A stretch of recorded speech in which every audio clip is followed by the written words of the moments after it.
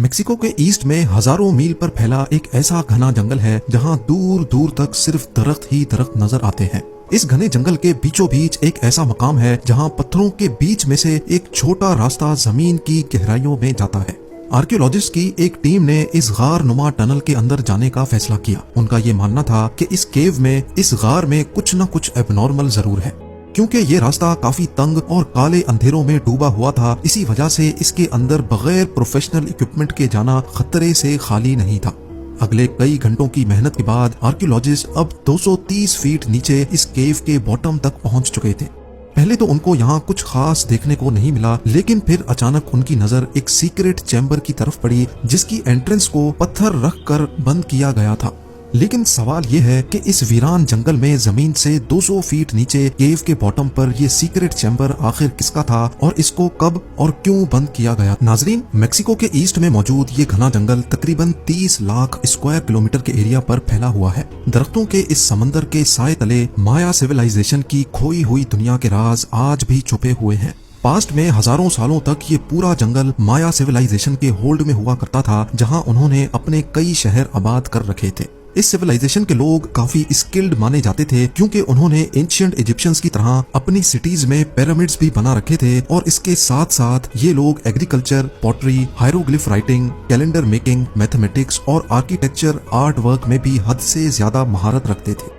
Experts का मानना है कि एंशिएंट मायंस ने इस एरिया में टोटल 60 सिटीज बना रखी थी, जहां बड़े बड़े महलात, पिरामिड्स और टेम्पल्स बनाए गए थे। इनकी हर सिटी का अलग किंग हुआ करता था जिसको मायंस अपना गॉड मानते थे। इनमें से कुछ सिटीज की बिल्डिंग्स तो आज भी सही सलामत खड़ी हैं और इनको डेली टूरिस्ट की एक बड़ी तादाद विजिट भी करने आती है। लेकिन इस घने जंगल में जहां प्रॉपर कोई रोड नेटवर्क भी नहीं है, इसके अंदर हजारों साल पहले बसने वाली माया सिविलाइजेशन के राज, पूरे शहर और कई स्ट्रक्चर्स भी छुपे हुए हैं। कुछ जमीन के अंदर धंस चुके हैं तो कुछ को दरख्तों के साए ने इंसानी आंखों से ओझल कर रखा है।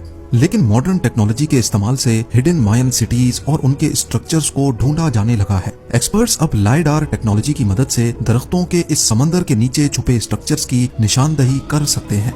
लाइडार, जिसका मतलब है लाइट डिटेक्शन एंड रेंजिंग, ये एक ऐसी टेक्नोलॉजी है जिसमें एयरप्लेन से जमीन पर लेजर पल्स फेंकी जाती हैं। ये लेजर पल्स दरख्तों को बाईपास करके जमीन से टकराकर वापस एयरप्लेन पर लगे सेंसर तक पहुंचती है और फिर इस डेटा को प्रोसेस करके ग्राउंड की एक शेप तैयार की जाती है।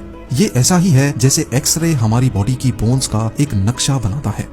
हैरत अंगेज तौर पे अभी तक 4500 से भी ज्यादा मायन सिविलाइजेशन के रुइंस मिल चुके हैं, लेकिन एक्सपर्ट्स का ख्याल है कि असल में मायंस ने इससे भी ज्यादा स्ट्रक्चर्स बनाए थे। ये सवाल इतना इम्पोर्टेंट नहीं है कि मायंस ने हजारों साल पहले स्ट्रक्चर्स बनाए थे, बल्कि असल मिस्ट्री तो ये है कि इतनी भारी पॉपुलेशन वाले पूरे के पूरे शहर छोड़कर मायंस आखिर गए कहाँ? क्या उनको जमीन निकल गई या आसमान उन पर फट पड़ा? इतने स्किलफुल होने के बावजूद भी वो कौन सी ऐसी चीज में कमजोर पड़ गए थे जो आज उनका इस जगह पर नामो निशान भी नहीं है?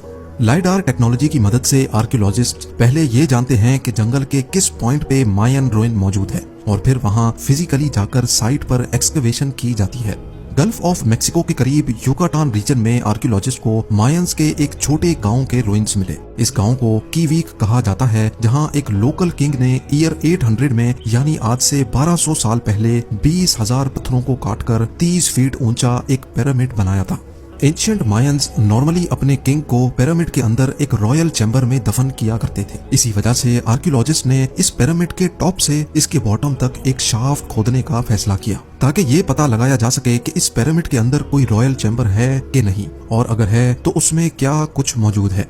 21 फीट की खुदाई के बाद आर्कियोलॉजिस्ट को एक ऐसा पत्थर मिला जो एक साइड से बिल्कुल फ्लैट था। ये पत्थर दूसरों से काफी मुख्तलिफ था क्योंकि इस शेप के पत्थर पिरामिड बनाने के लिए नहीं, बल्कि मायंस किसी रूम की छत को सपोर्ट देने के लिए लगाया करते थे, जैसा कि इस स्ट्रक्चर की सीलिंग पे देखा जा सकता है। ये खास पत्थर इस चीज की निशानी थी कि इस पिरामिड के अंदर भी कोई टूम्ब बनाया गया था। मजीद खुदाई के बाद आर्कियोलॉजिस्ट को आखिरकार वो चीज मिल ही गई जिसकी तलाश थी।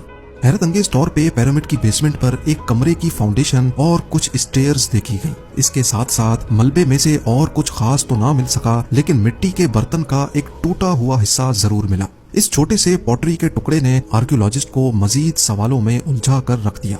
रेडियो कार्बन डेटिंग के जरिए इस पॉटरी के हिस्से की एज मालूम की गई तो ये तकरीबन ईयर 500 में बनाया गया था, यानी आज से करीब 1500 साल पहले। हैरान करने वाली बात तो ये थी कि पिरामिड खुद तो 1200 साल पहले बना था, लेकिन ये पॉटरी का टुकड़ा पिरामिड से भी 300 साल पहले बनाया गया था और आर्कियोलॉजिस्ट की नजर में ये किसी भी सूरत पॉसिबल नहीं है।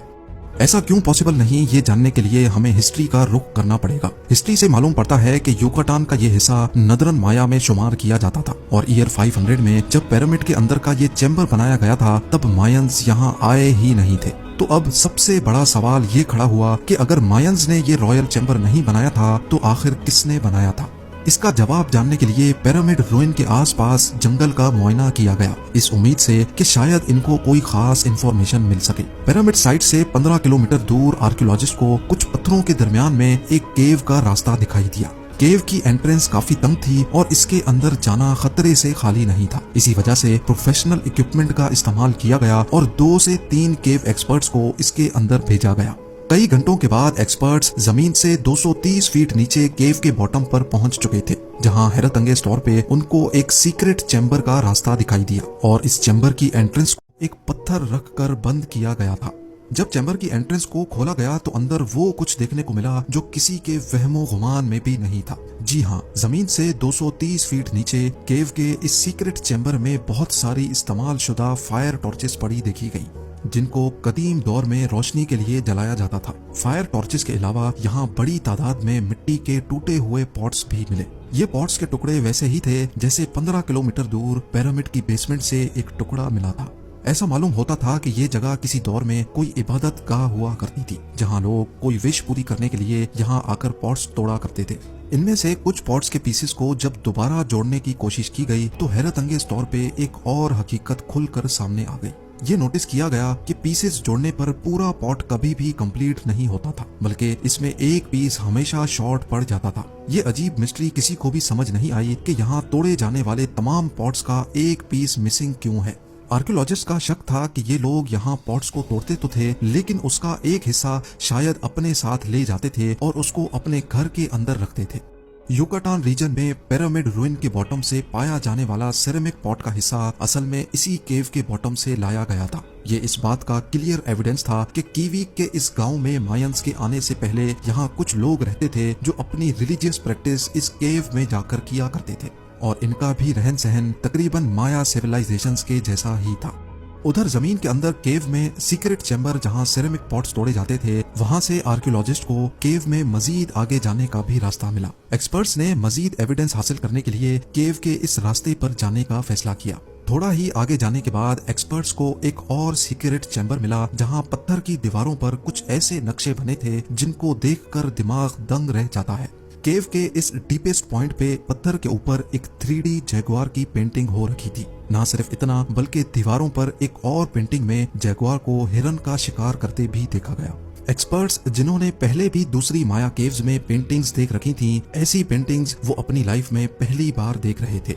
इन पेंटिंग्स का जब डिटेल्ड एनालिसिस किया गया तो मालूम पड़ा कि ये ईयर 100 BC में बनाई गई थी, यानी आज से करीब 2100 साल पहले, और साउथ से मायंस के आने से भी 800 साल पहले ये पेंटिंग्स यहाँ बनाई गई थी। अब इस नए एविडेंस से एक बात तो साबित हो चुकी थी कि कीवी के इस गांव में साउथ से मायंस के आने से पहले भी एक सिविलाइजेशन रहती थी। उनका रहन सहन और कल्चर लगभग मायंस के जैसा ही था और यही रीजन था जिसकी वजह से एक्सपर्ट्स ने इनको अर्ली या फिर क्लासिक माया का नाम दिया। इतनी बड़ी पॉपुलेशन और हजारों स्ट्रक्चर्स बनाने वाले मायंस के साथ आखिर ऐसा क्या हुआ था जो वो अपना सब कुछ छोड़कर यहाँ से जाने पर मजबूर हो गए और फिर कभी लौट कर नहीं आए।